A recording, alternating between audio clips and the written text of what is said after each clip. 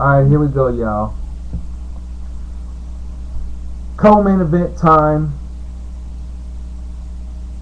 Strikeforce Heavyweight Grand Prix semifinals. We have Daniel Cormier going up against Antonio Bigfoot Silva. Now, originally, this was supposed to be, of course, the then Strikeforce Heavyweight Champion Alistair Overeem taking on Antonio Bigfoot Silva, but of course we all know what happened there. And now we have Daniel Cormier stepping in, which I do think is a very capable replacement for Overeem. So this is gonna be a very close fight. I don't think it'll be that exciting, just because of both guys have two opposite styles. But I think this is gonna be a very strategic, and it's gonna be just a real edger, just a real, tough it out type of fight. I think for some reason, I don't know. But anyway, let's talk about the two fighters. Antonio Silva has been on just an unbelievable Cinderella story of a win streak, man. I mean, going all the way back to the Mike Kyle fight. I mean, he got popped at least twice at that fight by Mike Kyle, and somehow he was able to survive and come back and TKO Mike Kyle for the win. I was just like, wow. And then we have, of course, the previous Strikeforce Heavyweight Grand Prix show, which was a few months back. And the one that's probably most remembered in everybody's mind was when Bigfoot took on the legendary Fedor Emelianenko. And once again, another shockwave was sent through the MMA universe when Antonio Bigfoot Silva actually stopped Fedor Emelianenko. He cut him, I think, on his right eye. I think he closed it shut. It was swollen. I couldn't believe it. And as a lot of people couldn't, and I'll admit, I didn't give him a chance to win that fight. I didn't. But, that's the beautiful thing about MMA. It's unpredictable.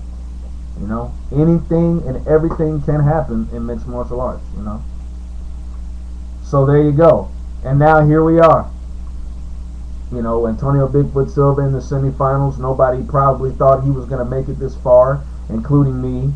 But after those last couple of wins that I've seen from him, I have become a believer in Bigfoot. I really have.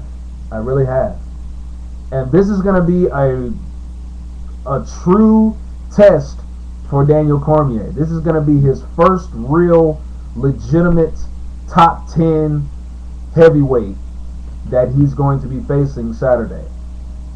I believe Daniel Cormier can beat Antonio Silva. It's just the fact of how can he beat him. That's the only question that really lingers in my mind. Like, how can he really beat this guy? I mean, Daniel Cormier is steadily becoming well-rounded, fight by fight. We saw that in his last fight, where he displayed some much improved striking against Jeff Monson. We know his wrestling ability. I mean, nothing need to be said there. I mean, Olympic caliber wrestler, represented the U.S. in the Olympics a while back. So we already know what his wrestling pedigree is like. It's just the fact of, can Daniel Cormier handle adversity when adversity strikes, so to speak? when Antonio Silva starts putting the pressure on Daniel Cormier, how is he going to be able to handle that? I mean, will he, surrender, or will he, proceed to keep fighting? And that's a question we're going to get answered this Saturday, because Antonio Silva, I believe he is going to try and test Cormier's will and his toughness Saturday night. And I think this fight probably will remain standing, because Antonio Silva is a humongous guy. I mean, he's like, what, 6'4", 6'5", 265. That's a load, ladies and gentlemen. That's like picking up, like, I can't even describe it. Like, that's probably like trying to pick up a Escalade, or maybe I don't know. I mean, a Redwood or whatnot. I mean, that's a big man, 265, and Daniel Cormier is only 249. And then Antonio Silva is going to have the reach advantage. That. So he's going to be using that jab to set up, leg kicks or knees or whatever he's going to try to, use against Cormier. And to be fair, Daniel Cormier is not the quickest guy in the world either. So when Antonio Silva starts launching that jab at him, unless he's cut weight tremendously for this fight, he's going to have some kind of movement in his head and in his body to counter all that. Now, also, to be fair, Daniel Cormier is strong. He's a strong guy. So does he have the ability to take Antonio Silva down? Yes, he does. Of course he does. The question is, how will he be able to shoot on Silva for that takedown? Because, as big as Silva is, if Daniel Cormier, tries to shoot in without setting anything up, he's going to get popped in the face with a knee. I mean, that's an easy target for Silva. All he has to do is just time when Cormier is going to shoot in, and then bow, right in the face, and it could be all she wrote after that. But you know what? Daniel Cormier is a tough guy. I believe, he'll withstand the punishment. I believe he'll fight with the punishment. So I don't think that Antonio Silva is going to knock Daniel Cormier out. It'll surprise me if he does, because Cormier seems like a guy that's got a pretty hard chin. So I can see this fight going in decision, and I think being that Cormier will be the smaller man in this fight, I think that's going to play a big role in Antonio Silva winning this fight. I just think, that 265-pound frame, man, I mean, I just think, it's going to be too much for him. I mean, no disrespect to Daniel Cormier, but, I mean, you're fighting a 265-pound man that's 6'4", man. I mean, and he's just,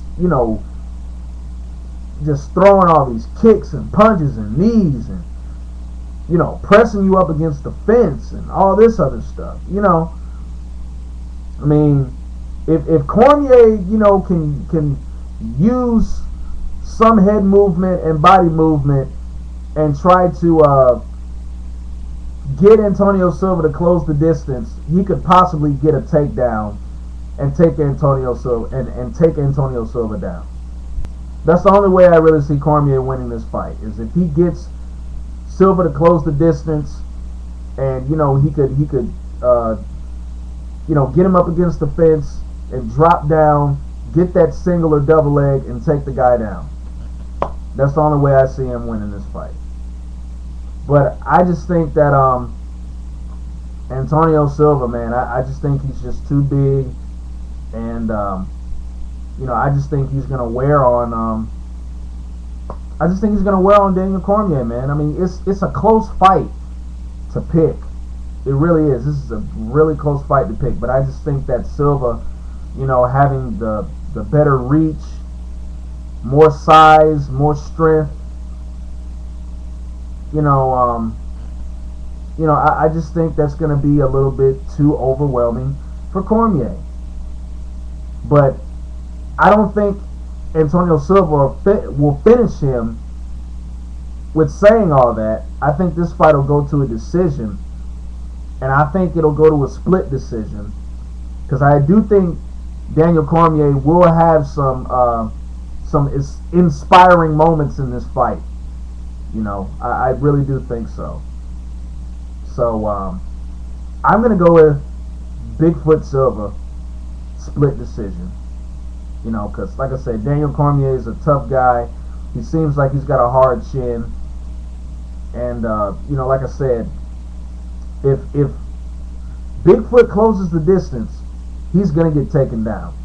And I believe Daniel Cormier, will have an advantage there if he takes Antonio Silva down. I think he can beat him up in the guard and, just wear on him. So, but I'm going with split decision, Bigfoot Silva. Alright, main event of the night. The last Strikeforce Grand Prix semifinal match. We have Josh, the babyface assassin, Barnett, going up against Sergey Karatanov, the Russian mercenary, or whatever his other nicknames are. I can't really think of them at this point. But anyway, this is going to be a good old-fashioned Styles Clash fight. It's basically going to be striker versus grappler. Both guys have looked very impressive. Let me first start off by saying, in this tournament, I mean, Josh Barnett just completely owned Brett Rogers, and Karatanov just basically, he just busted Andrei Arlovski up. I mean, basically he owned Arlovski too. So both of them have had dominant victories in this tournament. And it'll be interesting to see who will be able to use their greatest strength first in this fight, because that's what it's going to come down to. If Josh Barnett can get Karatanov to the ground, he'll win. If Karatanov can keep the fight standing, he'll win. Plain and simple. So, I don't know, man. I mean, this is close, because Karatanov's got good takedown defense, and he's got knockout power in his hands, and Josh Barnett in the past, when he's fought really good strikers, he hasn't really been too successful. Karatanov, his biggest weakness, much like Barnett is with striking, has been submissions. So, jeez, man. I think what may end up happening is, I think because Karatanov doesn't have like a full arsenal of strikes, being that he's just a plain boxer, I think that Barnett will take advantage of that, and I could see him taking Karatanov down and eventually getting a submission. I like Karatanov, but if he just doesn't have enough strikes to really threaten Barnett. And Barnett does have good strikes too, but I think we're going to see a little bit more of a ground game from him. So I'm going to pick Josh Barnett submission. There you have it. Enjoy the fights. Deuce.